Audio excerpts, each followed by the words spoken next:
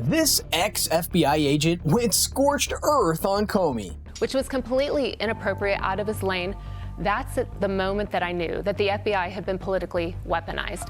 We had become a pawn. During an appearance on Fox Business, former Special Agent Parker went into detail about how the FBI's role shifted in recent years, issuing a sharp warning to the agency's current leadership. If Kash Patel and Pam Bondi want to regain the trust of the American people, it's now or never. There must be tangible consequences. People need to be held accountable. And today, we're covering it all. So if you believe truth isn't partisan, hit that subscribe button and let's jump right into it. You know, it's been a crazy 10 years where we've actually had this front row seat into an incredible amount of weaponization and potentially a conspiracy against President Trump when he was candidate, when he was president. What did you see in the FBI that really soured you on all of this?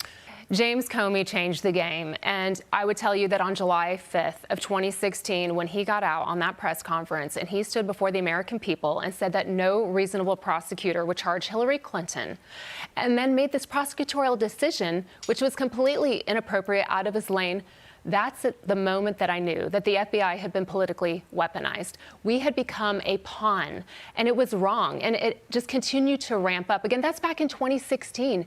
And what's really fascinating is when I wrote this book, I had the whole Jim Comey chapter, because to me, it was a defining moment. And I thought, you know, that's a little dated. Maybe we should take it out. Nothing's ever happened to him. But lo and behold, here we are, and everything is coming to fruition. And for context, Nicole Parker served as an FBI special agent for 11 years, working across multiple divisions. She began in money laundering and Ponzi scheme unit, and then shifted to the violent crime in 2015.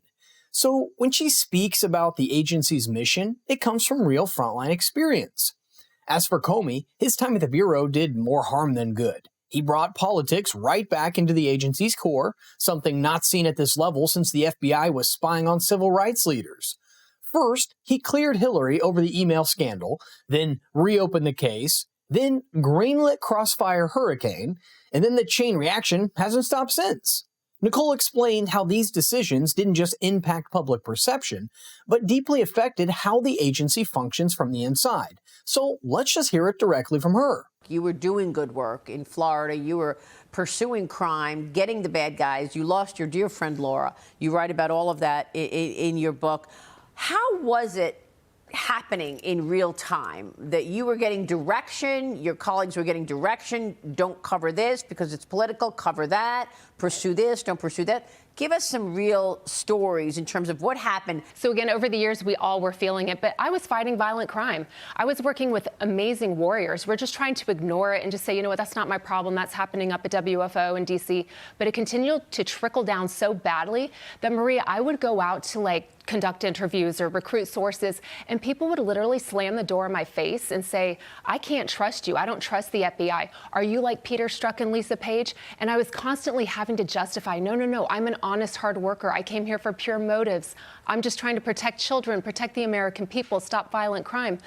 But I personally know individuals, and one of them actually had reviewed information on the Hillary Clinton case, who distinctly told me, this is what the FBI is doing. This is what we're being asked to do. We're being told to pivot off of Hillary Clinton, turn a blind eye to that, and to go full throttle on President Trump. And thankfully, there are people internally that you don't hear about a lot that said, no, I will not do that. This just proves how much hinges on having good leadership at the top. Sure, these internal safeguards exist, but as we've seen time and time again, the right people in the right positions can work around them. One of the clearest examples is how the DOJ Inspector General found 17 significant errors and omissions in the FISA application targeting Carter Page. It was so blatant that even Comey had to admit later there was some sloppiness in the process. But it didn't stop there. Recent declassified documents show that the decision to rely on the Steele dossier came from the top, even after multiple agents raised red flags. Yet, despite all this coming to light, Comey's defense team is pushing to get the case thrown out. Nicole Parker wasn't buying it and had a direct message for the former FBI director.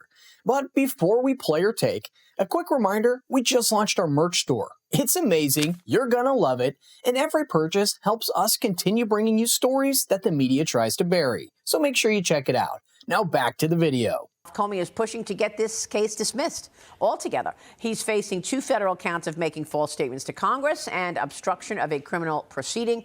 We know that he has pled not guilty here, but Nicole, he wants the whole case dismissed. You know what? He's very, very all about putting everything onto everybody else. But when it comes back to himself, he wants no responsibility or accountability. And you know what, James Comey? Those days are over. As an FBI agent, I talk about the 2 FBIs. FBI 1 were the good, honorable agents trying to do good work. FBI 2 was the FBI that was politically and socially weaponized, like James Comey. And you know what? There's nothing more that FBI 1 would like to see than full accountability for James Comey, because he single-handedly started the downfall and the entire destruction of the FBI, and he needs to be held accountable. He needs to face real consequences because he ruined our entire reputation. That drop in public trust isn't just a talking point, it shows up clearly in the numbers. Just last year, CNN's Harry Itten went over polls that showed in 2014, 59% of Americans believe the FBI did an excellent or a good job. Fast forward to 2024, and that number dropped below 41%. Another survey conducted by Rasmussen found that 64% of respondents agreed the FBI has become politically weaponized. The divide is also sharp among party lines. Most Democrats still hold a favorable view of the agency, but the steep decline is being driven by independents and Republicans.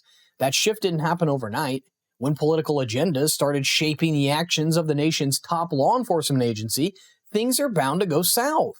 Nicole went on to issue sharp warnings to Cash and Pam Bondi, arguing the importance of accountability, and she made some valid points. So I'm wondering if we're going to see more charges in this. Do you believe we will actually see accountability after this 10 years of conspiracy against President Trump?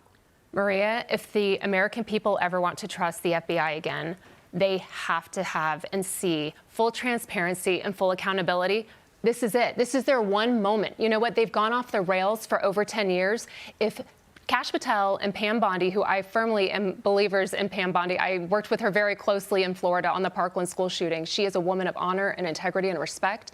And if they want to regain the trust of the American people, it's now or never. There must be tangible consequences. People need to be held accountable. If that does not happen, the trust of the law enforcement agency is done. I mean, these things have ripped the country apart. And certainly we should see accountability. Nicole, thank you. That's what it all boils down to. The clock is ticking on accountability. It's been a full year since Cash and Bondi stepped into their roles, and while they've done some solid work declassifying documents tied to government weaponization, that's only one piece of the puzzle.